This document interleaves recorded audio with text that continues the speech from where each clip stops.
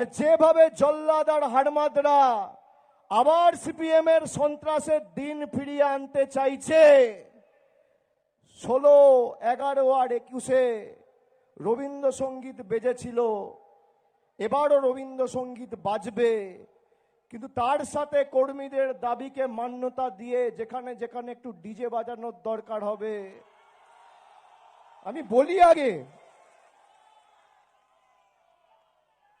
ডিজেও কিন্তু বাজতে পারে।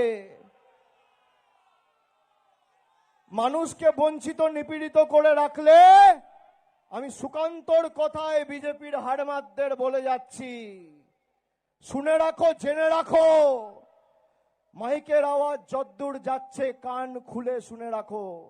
আদিম হিংস্র মানবিকতার আমি যদি কেউ হই, স্বজন হারানো শ্মশানে তোদের চিতা আমি তুলবই। সব পাপের হিসাব হবে। তালিকা আমার কাছে ছিল, এক এক করে নাম পড়েছি, এদের ব্যবস্থা আগামী দিন হবে। যারা ভাবছে বিজেপির দাদারা বাঁচাবে, মানুষ প্রতিরোধের রাস্তা বেছে নিয়ে, প্রতিবাদের রাস্তা বেছে নিয়ে শিক্ষা দেবে। এই ভোট খালি তৃণমূলকে জেতানোর ভোট নয়, এটা প্রতিবাদের ভোট, প্রতিরোধের ভোট, শিক্ষা দেওয়ার ভোট, মেদিনীপুরকে হাড়মাত শূন্য করার ভোট।